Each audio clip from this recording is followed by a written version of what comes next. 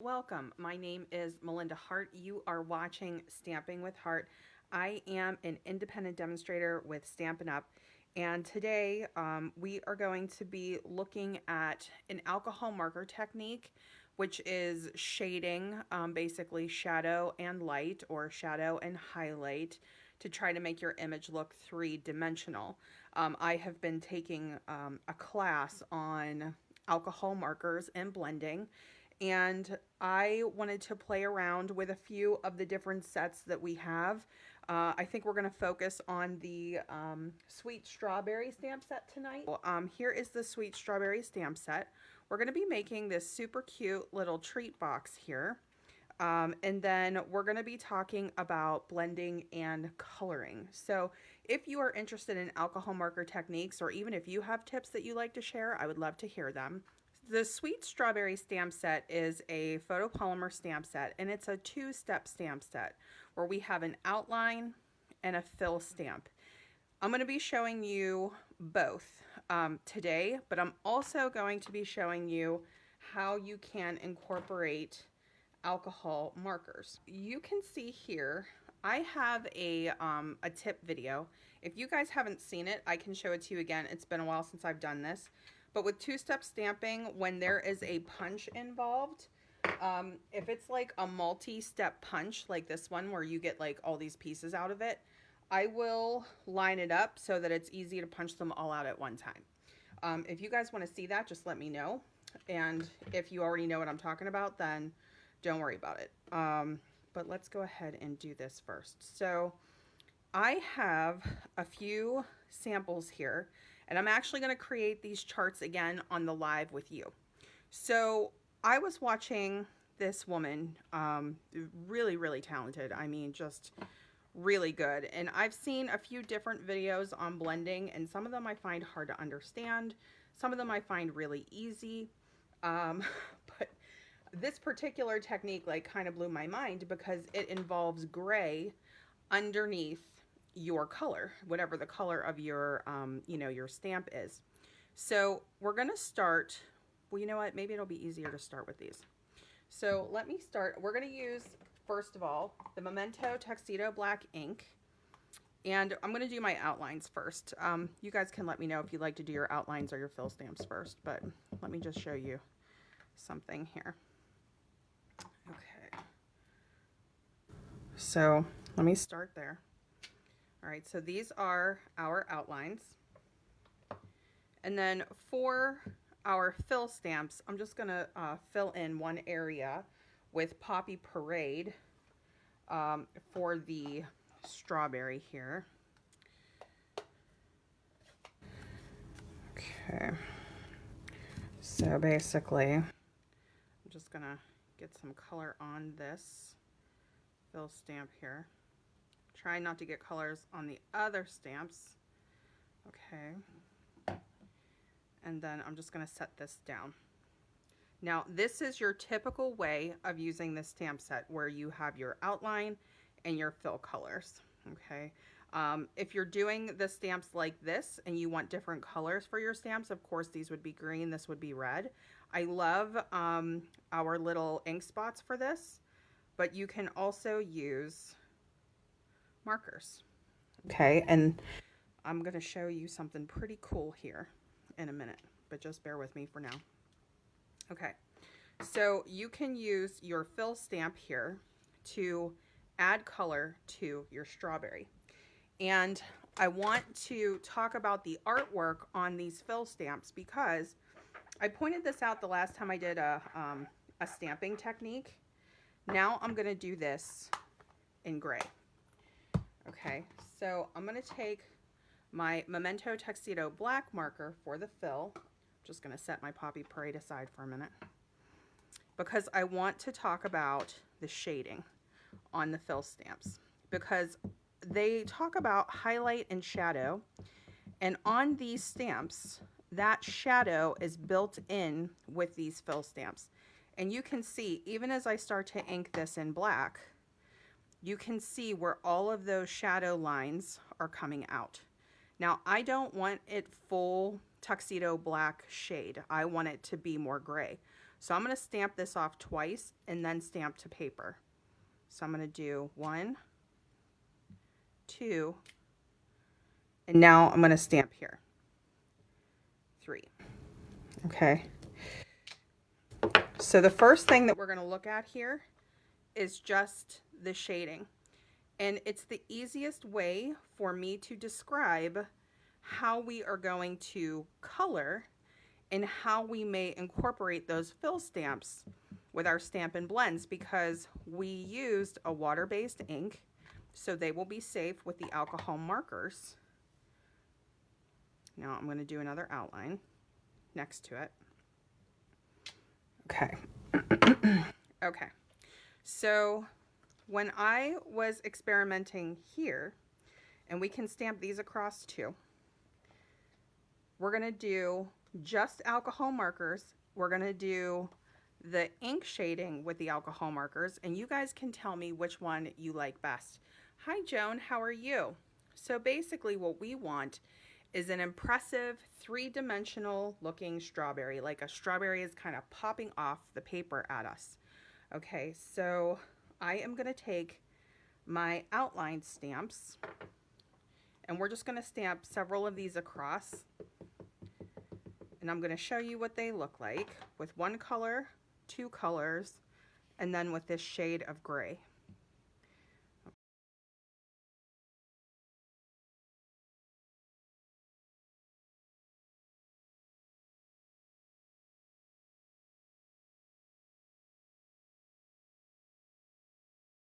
I have the Poppy Parade Stampin' blends here. We have the light and the dark, and I'm going to start with light.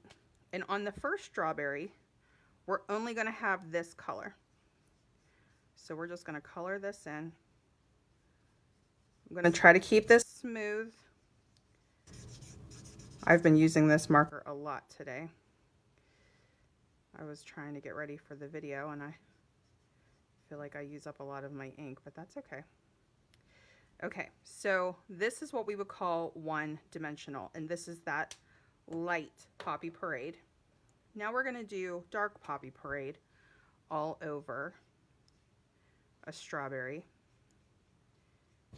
Now here, I am not trying to preserve a highlight or keep a highlight here, but if we wanted to start paying attention to that, what we would do is color all but one area depending on where the light would be hitting it. And here we'll just say that the light is hitting the strawberry just slightly off to the side. Okay, so we just have like this little bit of white right here. Okay, so that's just dark. Now as we start to get into blending our colors together, what we're going to do is we're going to start with dark, and we're going to blend the light in, and we're also going to have that highlight. So we're going to start with Poppy Parade Dark. I'm going to go off to the side here. Okay, and then I'm also going to put some dark over here.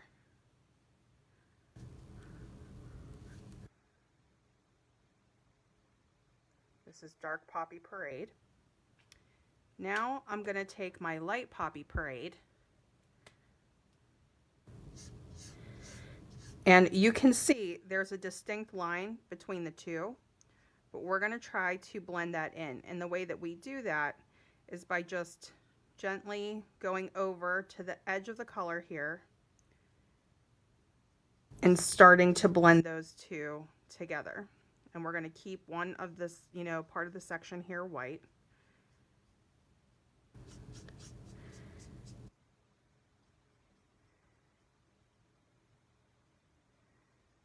And we're going to keep the highlight in the same spot on all of our strawberries just to kind of make this easier. Just blending these two lines.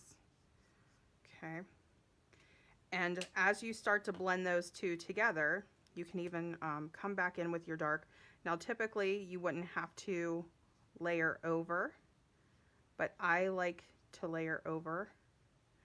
Okay, so it just depends on how much experience you have. I admittedly am still learning when it comes to the blends. So when I get to the part where it's a blended out look, I think I blend a little bit more than necessary, but I think it's worth it. Okay. So as you can see, we're going from dark to like a medium, and then we have our lightest part right here where the light is hitting the strawberry. Okay. So when I was watching this tutorial, they used gray marker underneath red, or underneath the color of the berry, okay? And when I did that, I could not achieve the same look. And I was like, you know, I wonder if there is just an easier way to do this. So I'm going to use Smoky Slate here, and I am just looking for my light. Here it is. Looking for my light Smoky Slate. I put it over off to the side. So for your grays, I mean, you could use gray granite, you could use a lighter gray, but the concept was you would actually create more of a dramatic shadow with grays before you put your reds over top of it. Okay. So let's just go ahead and do a little bit here. I'm going to do a little bit of an outline here. Okay, and then I'm going to come in with my light Smoky Slate, and I'm going to start blending. So I'm bringing the edge of my marker, or the tip of my marker, to the edge of the dark Smoky Slate, and I'm starting to blend the two together. And we're going to do that same thing where we're going to keep an area of highlight.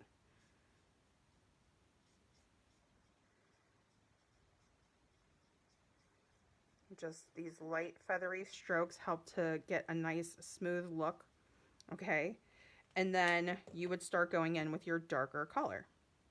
But when I did this, it really started to look like it was bleaching, right? Like it's not as smooth as I would like.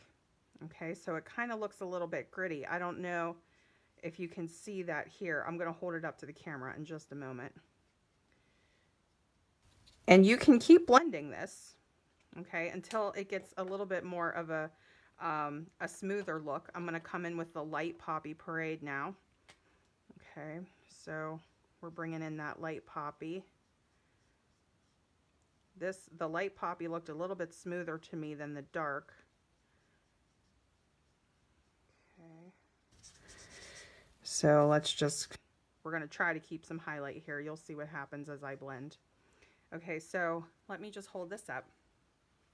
So can you see, the image to me almost looks a little bit muddy, like it didn't blend super smoothly. You can see this one looks very smooth, and this one looks a little bit bumpy. Okay, but there should be a way, and this is the light, let me go back to the dark. So I'm going to go back to the dark. This is the dark poppy parade, and I'm going to start adding another layer. And I noticed that the more that I blended these together, the smoother it started to look. And it does truly give you this shadowy look, right? Like it does look really dimensional, okay?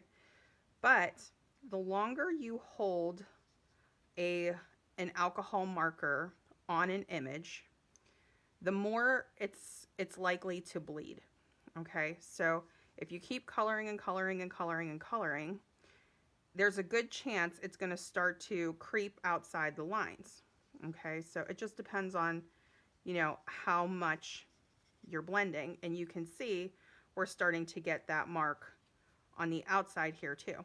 So I'm going to go back to my light poppy parade, and I'm going to continue to blend this out here. And I'm still feeling like I'm seeing that gray. Okay. All right. But it does start to really look like, okay, I'm seeing that dimension, I'm seeing that shadow, right? So you can see going from one color, a single color, to blending the two colors. Like, I love the look of this strawberry right here. And then, you know, trying to add in this technique of this shadow. And like I said, I'm not sure if it's just because, you know, we're working with different brands of markers or what it is, but I don't particularly love the layer of gray under the red.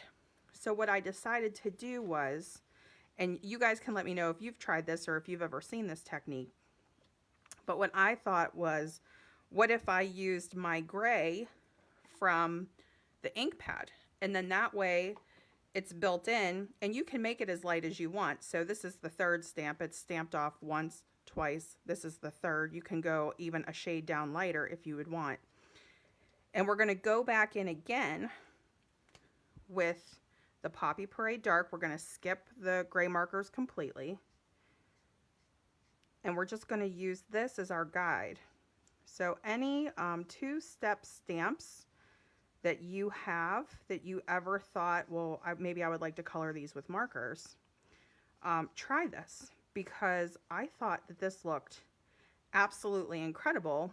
And you don't have to think too much about where the dark and the light is going, because you can see the dark is here, the light is right in the middle, so they've built in this highlighter for us, and then that shadow is around the edge of the strawberry. And this is true for all of the stamps. The first time I really noticed this was when I was coloring with the Easter Friends stamp set. And I thought, I want to go back in and I want to look and see what other stamp sets I had that I could try this with. And I was loving the way that this looked with the strawberry. So now I'm going to go back in with my Poppy Parade Light. And it's the same thing where we're going to take the tip of the marker and we're going to start blending in with that dark Poppy Parade line, just nice and smooth. Okay. And then I'm going to come around the other side. We're going to do the same thing. So let me see if I can actually go this way. And what I want to do is I want to grab this line here and start to smooth this out. Okay, and then we're going to do that same thing where we're bringing in that highlight. We're leaving one spot that isn't colored. And you could color the whole thing if you want to and just keep it lighter in a certain area. And if you end up coloring the whole image solidly, you can use your color lifter, which I'll show in a minute, to add your highlight back in. Okay, but I think that this looks awesome. I really loved this, and it has like a texture to it because of the texture from the stamp. It's still shining through. So if you don't feel like an expert with alcohol markers, but you want to do sort of an expert technique, this is the dark. I'm going to go back in one more time. I'm just kind of layering this over in those shadow areas there. It just looks really awesome. Okay, so this one was my favorite, but you guys can let me know which one you like best. So now we're going to add that outline. So I'm just going to go and get, this is the full color, and you can stamp this off too if you want a softer look. We're going to do the full color. Okay. So I'm trying to go to the edge of my strawberry here. Let's see how I do with my line.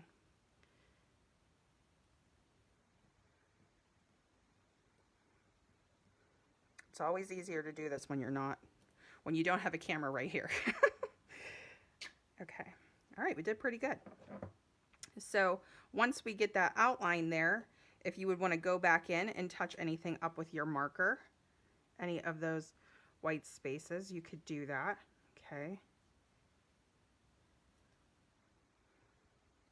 I'm just gonna, I think that was dark and I wanted light for that particular spot. So the good news is if you ever make a mistake like that, light will help to bleach down that darker color. It will start to blend it out. Okay, so you can see that's blending pretty smoothly there. Okay. All right, and then that's the look of the strawberry. So let me just hold these up, and what I'm going to do is I'm going to number these. Okay, so 1, 2, 3, 4, 5, and 6. If you would like to vote on which strawberry you like the best, let me know. My favorite is 6, but I also love 3 because you're still seeing the highlight, you're still seeing the dimension, you're still seeing the 2 colors. But this adds in another element. This adds in that shadow with that stamped off stamp. And I noticed it at first when I was working with Easter Friends, and I thought I really want to do this again, but in a simpler way, because with Easter Friends, I was showing a very specific flicking technique that created a look of hair, whereas this is more of a smoothly colored image. Okay. So, and whatever whatever you think is best, you don't have to like the same one that I do. Now, what I'm going to do with the one that I like best, because we have this shading of gray here and here, is I'm going to bring in my Granny Apple Green combo. So we have a light and a dark and Granny Apple Green. And I'm going to go to those darkest areas here so you can see at the base of our leaf. Okay, right kind of where those lines are. So I'm going to kind of go right up the vein of the leaf here.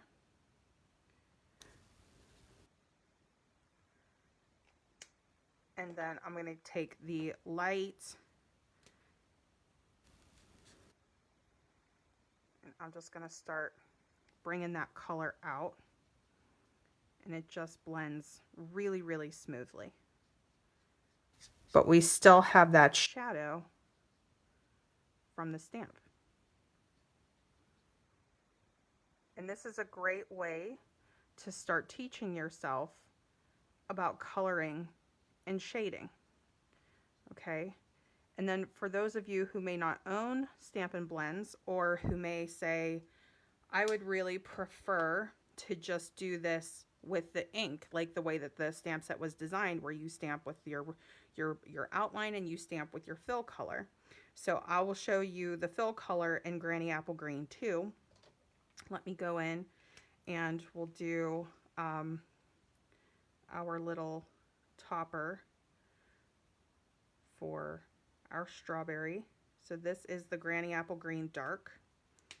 And then we'll do our Granny Apple Green Light. And of course, the smaller the stamp, the really the less detail you have to worry about. You don't have to do so much with that. Okay. All right. And then we would go in with our punch. I tend to punch upside down. So we would go in with our punch here, line this up. There we go. Next to, okay, so this one is just Poppy Parade Light versus the one that has all of that dimension. This one is Poppy Parade Dark. This is the combination of the two. This is that attempt to do the gray and the red, and you can see how it started to kind of bleed a little there. On my first try, it was even worse. So on my first try, you could see there was this whole halo. And if that's ever happened to you when you were coloring with the Stampin' Blends, that's why, right? And if you look at the back where you can see the saturation of the markers on your paper, you can see how much color was here and how much work we did to blend that on the back. And it blended, okay? So the more I worked with it, the more it blended. But I just thought it took too much work. So I loved this, you know, kind of halfway point where we did part marker and then part stamp or part ink pad. Okay, so there we go. All right, so now let's talk about putting together our little box here. So let me give you some information on this box. This is what it looks like when it's put together. Okay, and then let me show you this. Okay, so these are called sweet little boxes. You get 10 to a pack that you purchase here. It says that the dimensions here are 9 5/8 by 3 7/8. Okay, and then super cute. It looks like it would fit a gift card. I haven't tried to put a gift card in there, but opens like this, and you can fit, you know, a fair amount in there. Really, really cute box. Okay, so on this version here that we made for the live, I didn't heat emboss it. I embossed it with my Stampin' Cut and Emboss machine. I used the, it's a floral embossing folder. I can't remember the name of it, but I'll put it up on my blog. And then we just decorated it up. So really turned out super cute. And this is that same exact coloring strategy with the strawberry on this one as we just did here on the live. Okay, so let me go ahead and put one of these boxes together with you. So you can see we have some adhesive strips here. And I just got these, and I was just looking at this. I'm going to warm up my score lines first. Okay. So we know that this is going to be for the inside, right? The inside side, because this is where the adhesive is. So we're just going to fold this up. All right, I'm going to get my little tabs on the inside there. And then we'd want our adhesive to go on the outside. So whether or not you choose to emboss your little box is totally up to you. Okay.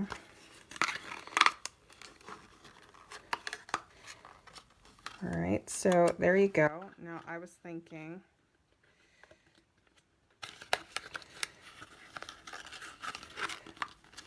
all right, so I was folding my flaps down this way, but what I was trying to figure out was, let me see if I go the other way. Let's just play with this for a minute.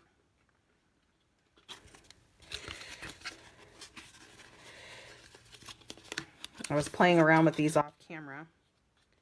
Sometimes it pays to do the research first, but I think this is the way it's supposed to go. Okay, so where these flaps, let's see, where these flaps are hidden on the inside. Okay, so you guys can let me know what your opinion is on that.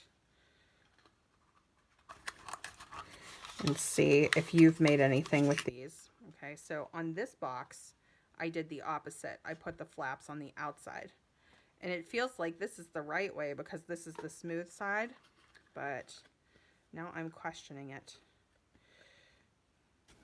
So I think I'm going to just do one each way and see which one I like. Okay.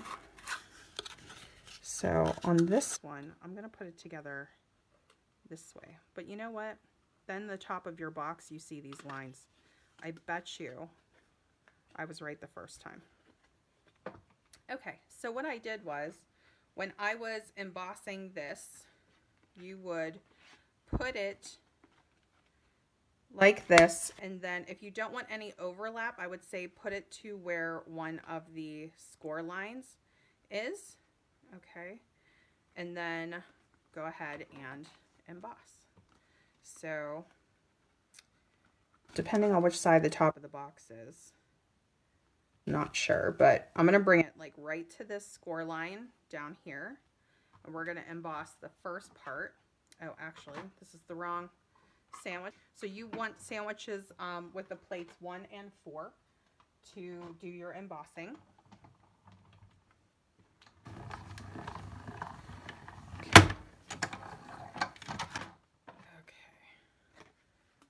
I know. I'm telling you what. Okay. So there we go. All right. And then you get this really cool embossed pattern on your box. I mean, I just love the way that that looks. And then we're going to go in from the other side and we're going to kind of line up the rest of it. Okay. So this is my embossing folder. I will get you guys the name shortly.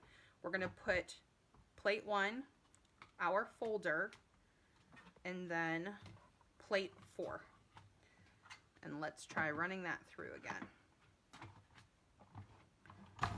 We don't have to worry about the other part of the box getting smushed because it will, it doesn't have any folder on it to smush it.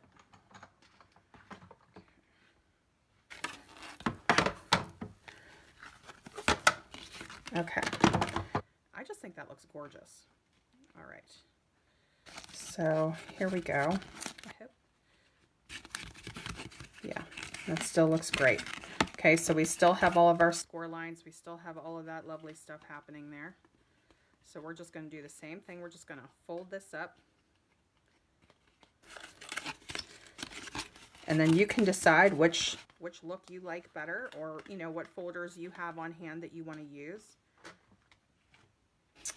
I am going to leave my machine here because we are going to do some cutting. And let me get that sandwich out. We're going to do plates 1, 2, 3, and 3 for die cutting. Okay. Now I already cut out my designer series paper piece that we're going to use. This is from Stitched Rectangles, and this is the Brights 6x6 designer series paper in Granny Apple Green. Okay, what I'm going to grab is Tasteful Labels to create this super cute label here. So let's refer back to our box for a minute. So we're going to cut out this really cute label. And I know I have them here. As the night goes on, I start to cover everything up. Okay, so here we go. And let me just go over what sizes would look good with this box. Okay, so you can decide which one you like. That's actually perfect, isn't it? We could do a different size if we wanted to. This is the one that I used here. Okay, but pretty much any one that you choose is going to look really cute.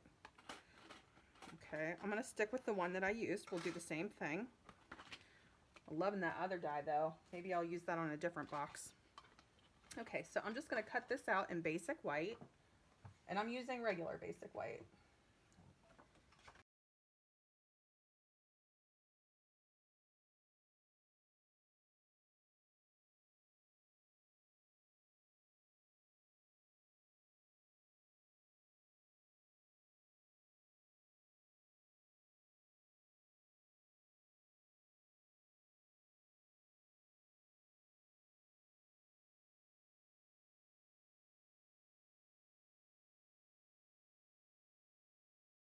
So what we'll do is we'll get our piece of our rectangle, our stitched rectangle with the Granny Apple Green Designer Series paper. This is that plaid pattern. And then the other side is this pattern if you like that, just depending on what you like. Okay, and then on this one, I did pop up the rectangle on dimensionals, and we can do that again here. We're going to be using the double stitched satin ribbon in Real Red. This is 3/8 of an inch. Okay, so it looks like that. We have a lot of stitching on this project. We're also going to be adding some From My Heart faceted gems in red.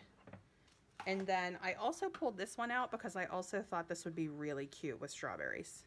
So just depending on, you know, which color ribbon you would want to do. So sweet. Okay, so what I'm doing here is I just wrapped my ribbon around the box. We're going to put some tear and tape adhesive down just to make sure it's nice and secure when we add it to our box. This will also help with the security of the flaps if you want additional adhesive. I had some audio issues with this video. I am so sorry about that. The majority of the video is fine, but there are a few spots where it was really hard to adjust. So I am stepping in with voiceover here and again at the end of the video. So what I'm doing is adding just like an oval halo of the pool party light, which I think just kind of helps that strawberry stand out against the basic white because it has that basic white line around it. Totally optional, but it's a nice and springy look, I think. Just makes the strawberry look so ripe and fresh. Now here with the real red stitched ribbon, I am tying a very teeny tiny bow. And this ribbon, because it is satin, you know, I really feel like I needed a secure knot. And then I adhered it with a glue dot. And then these are our faceted gems. I'm using red in the medium and the smalls. There's large, medium, and small sizes in this little container. And I'm just using the take your pick tool to position it with the multi-purpose glue. Okay, so here we go with our coloring. All right, so if anybody wants to hang around with me for a few more minutes, I'm gonna show you. I want to grab the Granny Apple Green ink. For anybody who is watching for the tips, the marker tips, always keep your blends closed. Okay, so if you take the cap off and you start coloring, whenever you're done coloring, put your cap right back on again so that you can preserve the life of your markers. If you leave the cap off too long, the alcohol can evaporate and the marker can dry out. So that's the one thing. The other thing is marker storage. Okay, so I don't talk about this all the time. Oh, I forgot my leaf, you guys. I forgot my little leaf. So right in between this layer here, I just tucked in a leaf, and of course you can add adhesive. I was trying to decide where I wanted to put it, and I just thought it looked cute right there, but you don't have to have it. You can leave it without. But in the original box, I did have the leaf, so you could tuck that in, you know, wherever you would like, and then just put a glue dot on that or what have you so that it will stay down. So let me go over the marker storage really quickly. So Stampin' Up! Does have marker storage, and this is important for blends because you want them to lay flat. Okay, so if you store, you know, markers in a cup like this, you're going to get uneven color. If you leave your markers laying flat, that will give you nice even coloring on both tips, on both ends. So you have that bullet point and you have that brush tip. So here, and these are stackable, so you get 6 to a row. Okay, and they are wonderful. So if you need to change up your color categories or what have you, it's just a really good investment so that you can really extend the life and get the most out of your Stampin' Blend markers. Okay, so those are things that I always forget to mention. So let's talk about the color lifter. All right, now here is something. Let me go back to my strawberry. I'm going to go back to my strawberry chart. Okay, so here's our strawberry chart. And on this one here, I'm just going to write. Okay, so this is Poppy Parade Light. So Poppy Light. All right. Now, this is just one color. If you're keeping it really basic, you know, really, really simple, and you think this is fine for me, right? Like one color is fine for me for now. And you forget to put in that highlight, you can add it in, or you can sort of erase with the color lifter. Now the color lifter, which has the same exact ends, so we have the bullet tip and we have the brush tip here, it's designed to lift the color out. Okay, so you forgot the highlight, but you want to add that back in. So what I'm doing is I'm just repeating this stroke. And as I do that, it's going to start to lift out color. Now, typically, when you purchase alcohol markers or when you purchase Stampin' Blends from Stampin' Up, they tend to come in a combo pack, a light and a dark of the same shade. But the color lifter is a separate marker. So you would order the color lifter and it would just be that one marker, okay? And you can start bringing back in that highlight. And the more you go over it, and I should have a protective surface down, so learn from me, okay? Here we go. Let me just flip over so that it's not so distracting. All right, so the more you do this, the more intense it gets, okay? So if you make a mistake, like let's just say that you're coloring and you go outside the line. The way that I am used to doing it is swooping back and forth like this. With my, I tend to use my brush tip more than the bullet tip. And just in the same way that you saw me sort of bringing back in this highlight, showing you how much color it can lift out, if you're trying to erase something, rather than just kind of going back and forth, going back and forth, going back and forth, what we can do is be really concentrated and take that tip and just very carefully fix our mistake. So can you see how that's starting to come out now? Okay, so we're lifting that color off.